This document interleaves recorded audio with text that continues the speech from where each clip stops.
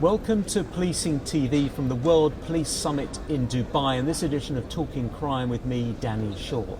The International Association of Chiefs of Police says it's the largest and most influential association for police leaders across the world. And police leadership, good police leadership, is sorely needed at the moment. And the best person to speak about that is the president of the association, Dwight Henninger, who joins me at the summit here in Dubai. Dwight Henninger, thank you very much for joining us on Policing TV. I want to talk to you about your organisation because I have to be honest, I hadn't heard of it before I came here to this summit. So can you tell me something about it, please?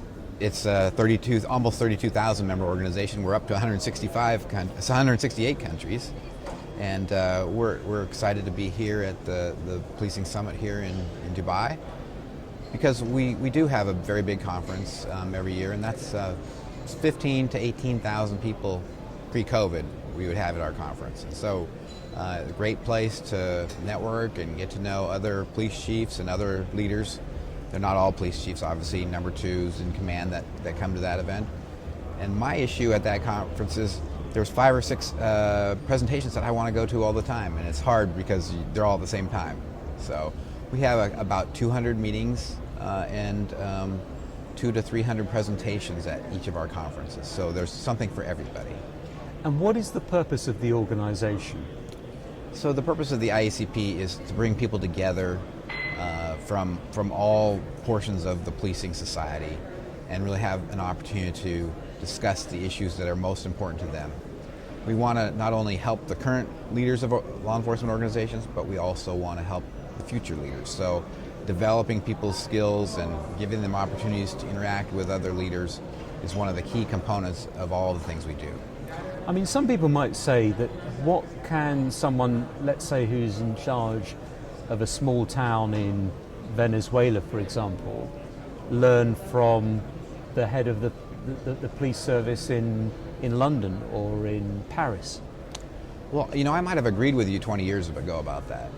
But as the president of the International Association of Chiefs of Police, I've had the opportunity to go to a lot of places. And even at this conference, this summit, the issues are really, really similar in every country, where 20 years ago, maybe not so much. So I think that, me as a pretty small town police chief in the United States, learn something every time I go.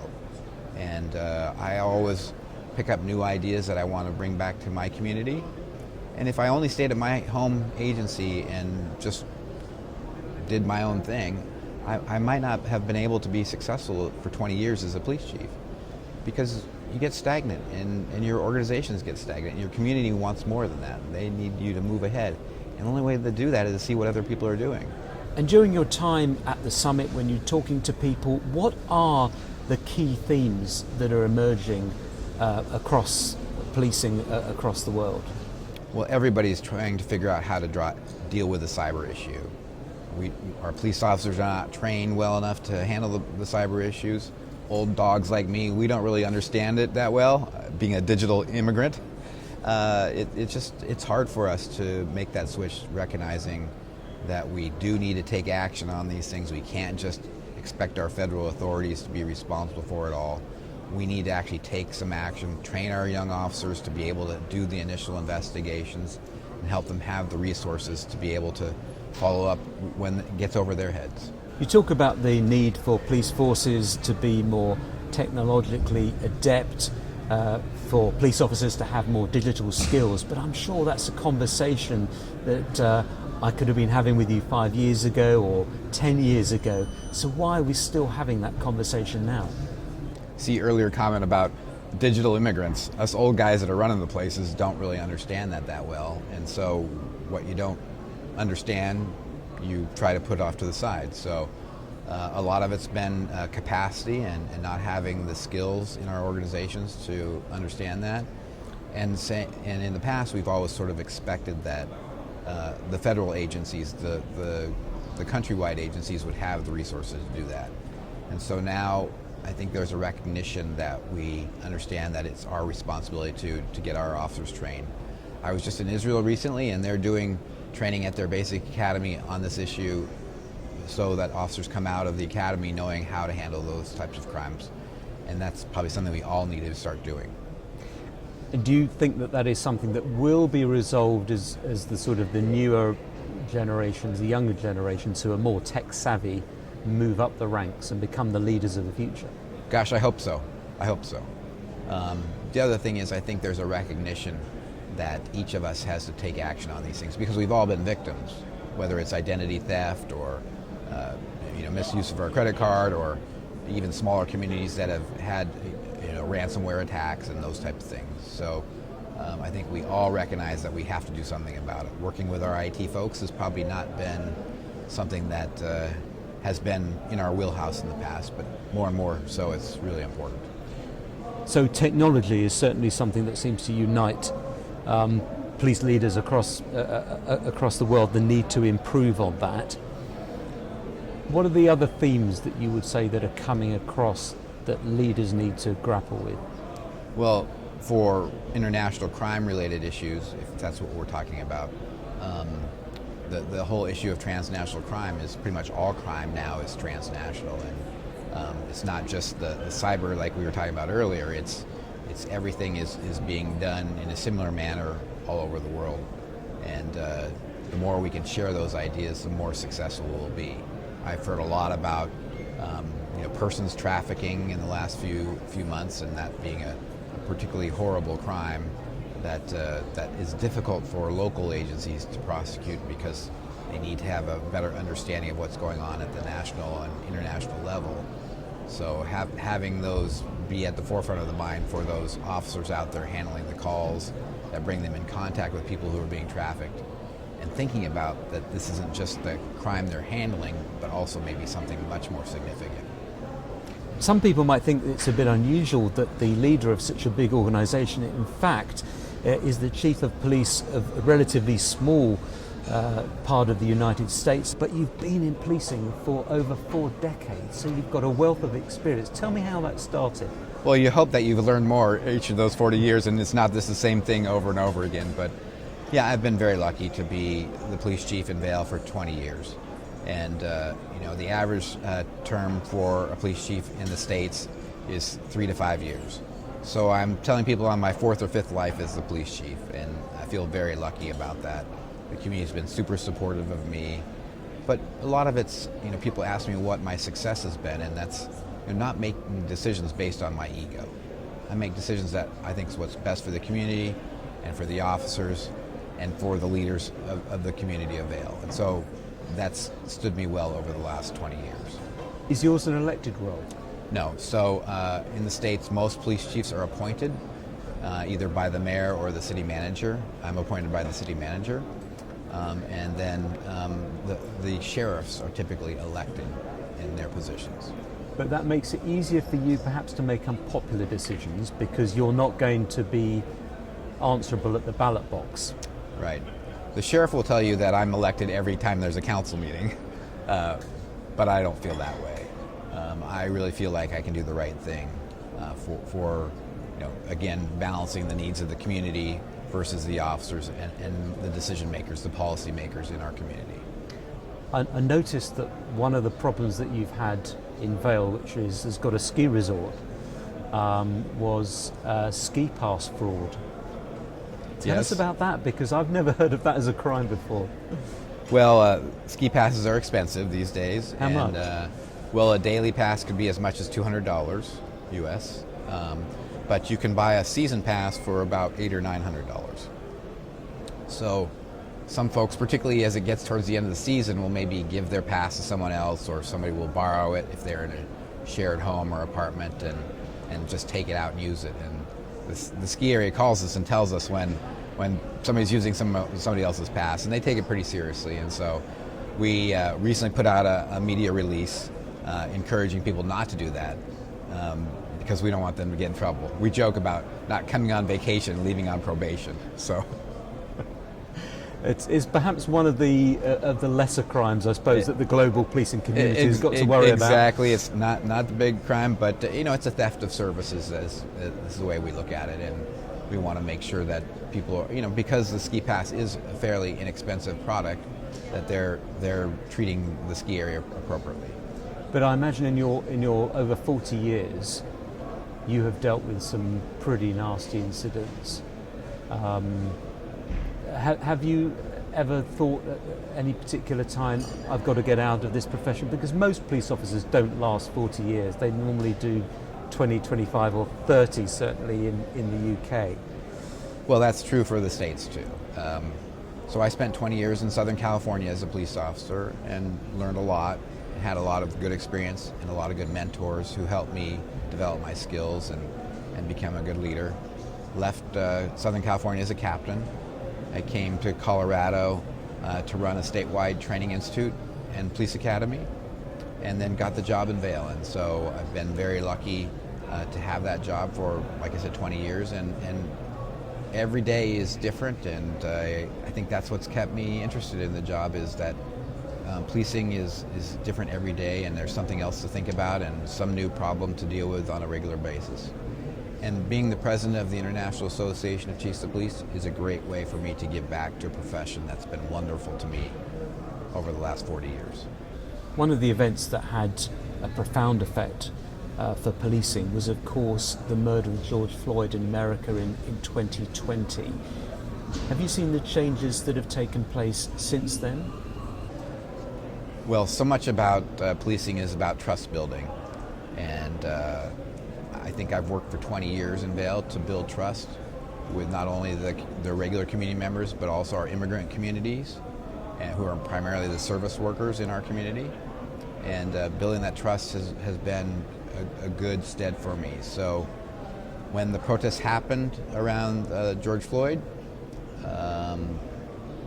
we had protests, but I remember a specific sign that warmed my heart, and that was, I trust my local police, but I want everybody to be able to feel the same way. And so that's I think the thing that we need to be doing as police leaders, is developing that trust on a daily basis, and that happens by the officers on their individual contacts.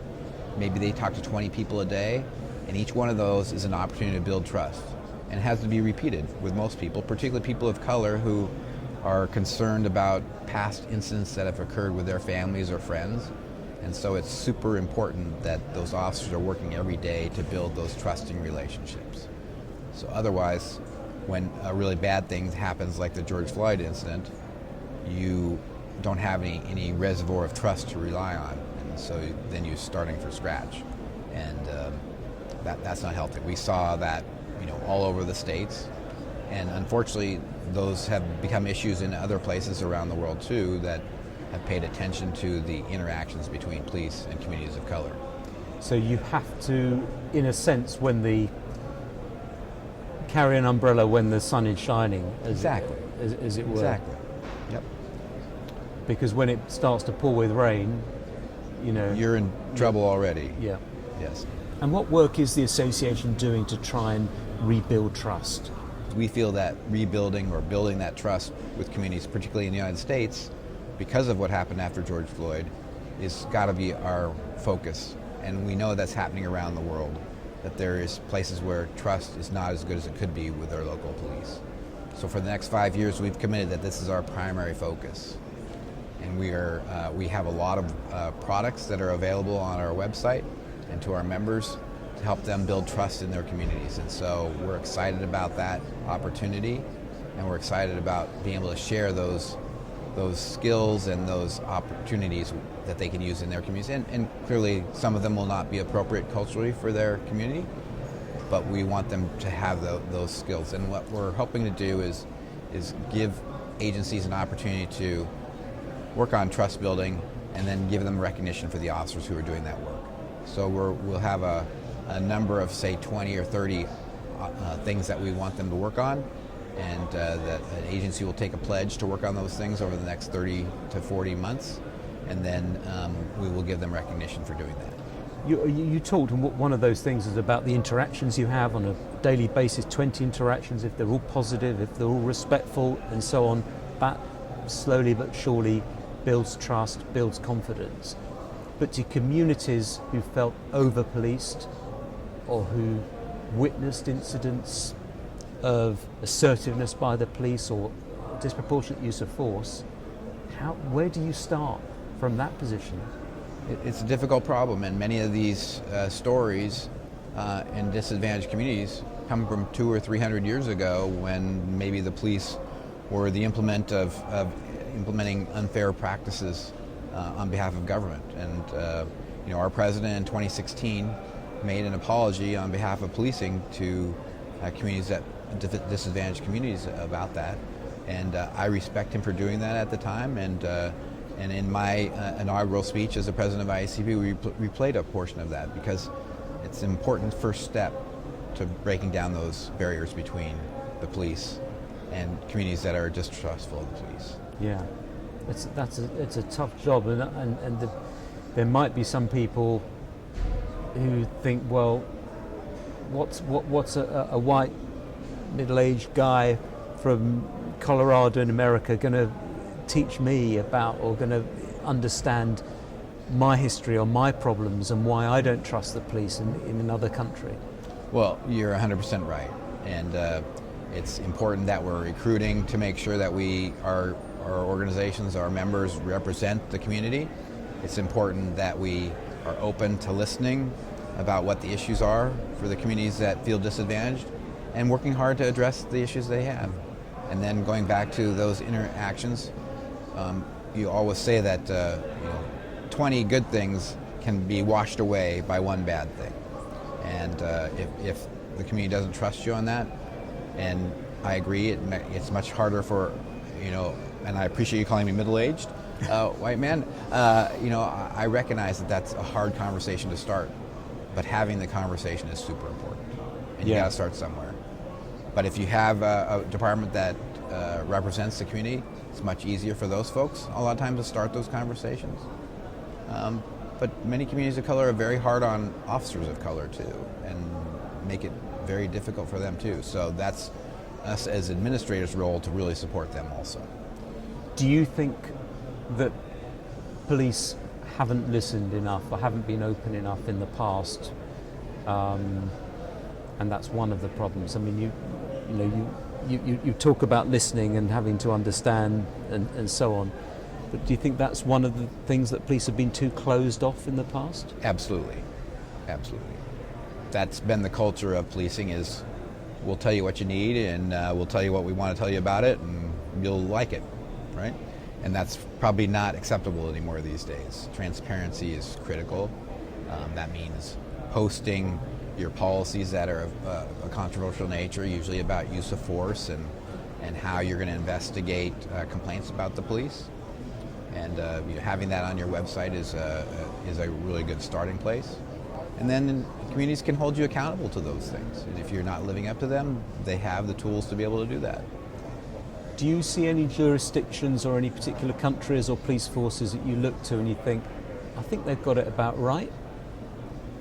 There's lots out there. There's probably more that have got it right than have got it wrong. Tell me about a few that come to mind. I think I don't want to call out anybody particularly, but I also think that their communities know and trust them. And if you can assess how much trust your community has in you, that can be a very good starting place to see how you're doing. And that can be done by surveying community members, can be done by conversations like you said about bringing people in together and having the conversation about the work they're doing, and then having maybe some independent folks give insights into how you're doing.